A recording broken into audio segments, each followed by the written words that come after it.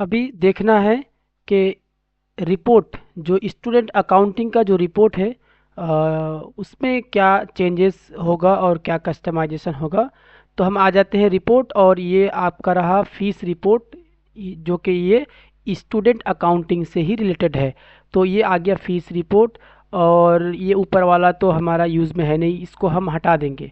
ये जो fees report का जो ऑप्शन है ना, ये कम्प्लीटली इसको यहाँ से हटा देना है, इसको रखना ही नहीं है, क्योंकि ये यूज़ में है ही नहीं और ये कोई काम की भी नहीं है। ये तीन ऑप्शन जो है ये काम की है। आ जाते हैं हम रिसिप्ट्स रिपोर्ट में, और रिसिप्ट्स रिपोर्ट में आके यहाँ पे जो आप देखिए ऑप्शन है क्लास सिलेक्ट करने का। तो सबसे पहले कस्टमाइजेशन मैं बता दूँ, यहाँ पे करना है ऑल क्लास का एक ऑप्शन ऐड करना है, कि हम क्लास वाइज रिपोर्ट को देख पा रहे हैं, लेकिन हमें चाहिए ऑल क्लास, सबको क्लास, सब क्लास मिला के आज की डेट में या मंथ में कितना ट्रांजैक्शन है, क्या क्या रिसिप्ट बना है। तो ऑल क्लास का यहाँ पे एक ऑप्शन चाहिए हमें। तो एक ये हो गया। अच्छा, यहाँ पे कोई सेक्शन का ऑप्शन नहीं है, तो हमें सेक्शन वाइज भी देखना है। क्लास, फिर आगे हम सिलेक्ट करें सेक्शन और ऑल सेक्शन।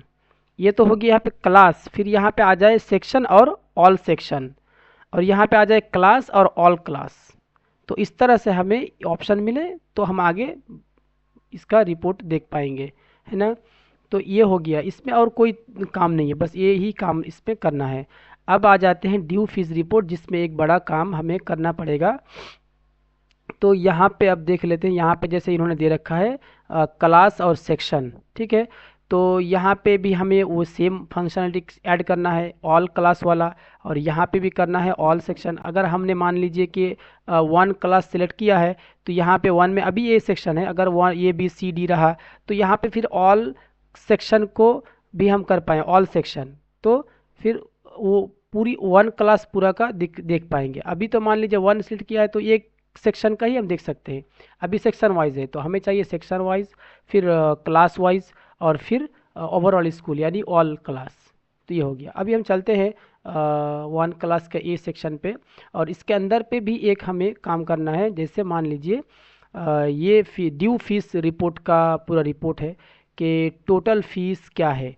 टोटल फीस उनका है, जो साल भर का टोटल फीस है 9,700 सभी का, क्योंकि क्लास वन में सभी को दिया गया है सेम अभी अभी के लिए।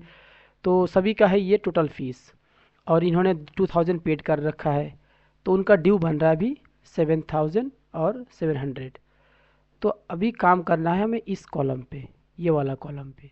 यहाँ पे देखिए क्या है कि पूरे साल का जो है ना फीस को कैलकुलेट करके यहाँ पे दिखा रहा है, लेकिन हमें यहाँ पे दिखाना है करेंट मंथ तक जो फीस उनका बन रहा है, करंट मंथ तक। अच्छा, इसको मैं थोड़ा सा और डिफाइन करूँ, करंट मंथ तक का मतलब मैं क्या बोलना चाह रहा हूँ। मैं आ जाता हूँ फीस ग्रुप में, ये रहा फीस ग्रुप, ठीक है। अब इस ग्रुप के अंदर एक चीज़ देखिए, मैं इस एडिट पे जाता हूँ, और जैसे ही एडिट पे मैं चला गया, तो यहाँ पे देखिए क्या है कि ड्यू डेट हमने एक ले रखा है, और सभी फीस टाइप का ड्यू डेट सेम है। तो इस ड्यू डेट को ट्रैक करें, और करेंट डेट तक उसका ये फीस कितना बना है। मान लीजिए अगर पहला जो एडमिशन लिया है, मान लीजिए एडमिशन लिया, तो एडमिशन का फीस, ये जो एडमिशन का फीस है, तो ये एडमिशन का फीस, और फिर जो उनका जनवरी मंथ है वो चीज़ यहाँ पे ऐड दिखे। यानी कि जो भी उसका करंट डेट है, उस डेट के हिसाब से यहाँ पे उसको कैलकुलेट करें।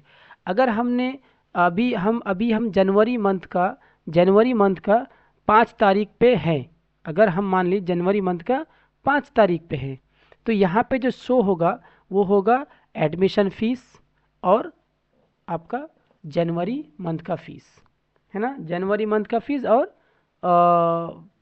एडमिशन फ़ीस, क्योंकि एडमिशन फ़ीस, तो ये आ गया आपका फ़ीस ग्रुप। अब यहाँ पे हम एडिट पे जाते हैं, और यहाँ पे देखिए ये जो ड्यू डेट दे रखा है, 1 तारीख 1 तारीख, एक जनवरी मंथ और 5 तारीख, और फिर उसके बाद है जनवरी मंथ 5 तारीख, और फिर टू टू मतलब फेब्रुवरी 5 तारीख। ये जो हमने 5 तारीख का ड्यू डेट दे रखा है ना हर मंथ में, तो इसी को ट्रैक करे और करेंट मंथ तक जो है कैलकुलेट करके यहाँ पे दिखाए, करेंट मंथ तक उसका टोटल फीस कितना बन रहा है। अगर अभी हम फरवरी में हैं तो कैलकुलेट करेगा 3 फीस को, एक तो कैलकुलेट करेगा ये वाला एडमिशन फ़ीस, उसके बाद कैलकुलेट करेगा जनवरी मंथ का फ़ीस और फिर फरवरी मंथ का फ़ीस। क्योंकि फरवरी मंथ का अगर हम 10 तारीख को देख रहे हैं तो 5 तारीख को ही जो है ड्यू डेट था, तो 5 तारीख को उन्होंने क्या किया, ये सॉफ्टवेयर क्या किया कि उसको ऐड कर लिया, ठीक है ना। अब फिर मार्च में जब हम देखेंगे 5 तारीख के बाद, 6 तारीख को देख रहे 7 तारीख को, तो फिर यहाँ पे मार्च का भी ऐड दिखेगा कि मार्च का भी ऐड हो चुका है। तो जो भी करेंट डेट तक ड्यू डेट को ट्रैक करे और करेंट मंथ तक क्या उसका स्टेटस है यहाँ पे शो करे। अगर मान लीजिए कि ये ड्यू डेट हमने सिलेक्ट कर रखा है 30 तारीख, यानी हर मंथ का 30 या 31 तारीख हमने दे रखा है, तो मंथ का 30 जैसे ही हुआ उस मंथ का, तो 30 तारीख को यहाँ पे एक मंथ का ऐड हो गया, और जिस मंथ का हमने 31 तारीख दे रखा है तो 31 तारीख के हिसाब से फिर यहाँ पे ऐड होगा। यानी जो भी करंट हमने जो भी ड्यू डेट दे रखा है, ड्यू डेट को ट्रैक करे और यहाँ पे करंट मंथ तक टोटल फीस को दिखाए, ये इस पे काम करना है।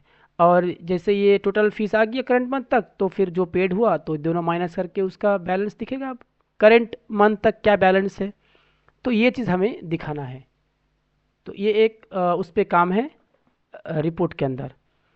चलिए अब आगे बात करते हैं, आगे ना फाइन रिपोर्ट पे बात करते हैं। ये जो फाइन रिपोर्ट है, यहाँ पे भी देखिए फाइन रिपोर्ट का जो ऑप्शन है ना, यहाँ पे भी क्लास का ऑप्शन है, यानी क्लास वाइज और सेक्शन वाइज दिया रखा है इन्होंने। जैसे हमने क्लास 1 किया तो ये सेक्शन, तो यहाँ पे भी हमें चाहिए ऑल सेक्शन और ऑल क्लास का ऑप्शन, सेम यहाँ पे भी वो चीज़ चाहिए, और फिल्टर करके हम पूरे स्कूल का एक साथ देख पाए। आगे एक और चीज़ समझते हैं जो बिल्कुल जो बहुत ही अहम चीज़ है, वो अब देखने के लिए आते हैं ड्यू फीस रिपोर्ट पे। ये आ गया ड्यू फीस रिपोर्ट, और यहाँ पे हम कर लेते हैं फिर से क्लास 1 को, और ये आ गया ए सेक्शन फिल्टर, और जैसे अभी हम ऊपर वाला ही लेते हैं ये वाला स्टूडेंट।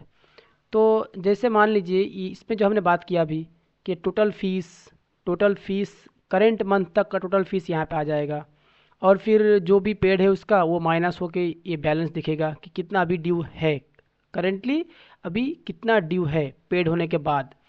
तो ये वाला जो वैल्यू है यहाँ पे, इस वैल्यू के लिए हमें एक काम करना है, और उसको मैं दिखाता हूँ दूसरे टैब में ओपन करके।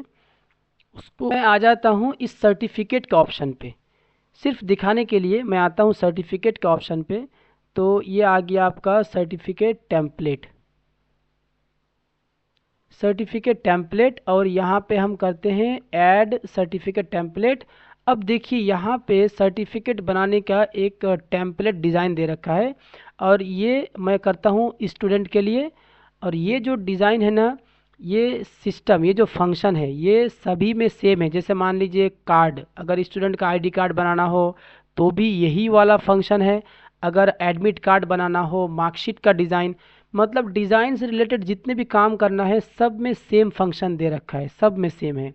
मैं एक बार दिखा देता हूँ कार्ड मैनेजमेंट, और यहाँ पे अगर आते हैं आईडी कार्ड का टेम्पलेट बनाने के लिए, तो यहाँ पे भी उन्होंने सेम दे रखा है आईडी कार्ड टेम्पलेट और एप्लीकेबल यूज़र स्टूडेंट का आईडी कार्ड बनेगा।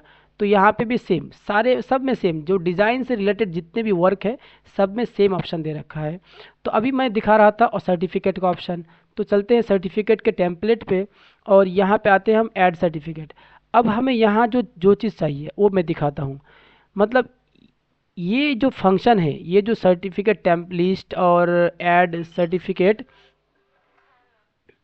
ये जो फंक्शन है यही सेम फंक्शन हमें चाहिए एक नया मेनू के साथ जिसका नाम होगा ड्यू नोटिस कार्ड। यहाँ पे भी दे सकते हैं कार्ड मैनेजमेंट के अंदर ड्यू नोटिस कार्ड, ठीक है। तो ड्यू नोटिस कार्ड में हमें यही वाला फंक्शन चाहिए, और उसके अंदर जैसे हमने क्या किया कि यहाँ पे स्टूडेंट सिलेक्ट करना पड़ा, तो उसमें स्टूडेंट ही रहेगा बाय डिफ़ॉल्ट, क्योंकि वो तो सिर्फ स्टूडेंट के लिए बनेगा। तो एक ये हो गया, और नीचे ये जो शॉर्ट कोड है ना, ये जैसे नेम करते हैं अगर हम, जैसे नेम में क्लिक करेंगे तो उसका नेम जो है वो फिलअप होगा, यहाँ पे जेंडर फिलअप होगा। तो ये जो शॉर्ट कोड का इन्होंने तरीका बनाया है, यहाँ पे एक शॉर्ट कोड हमें चाहिए ड्यू अमाउंट का।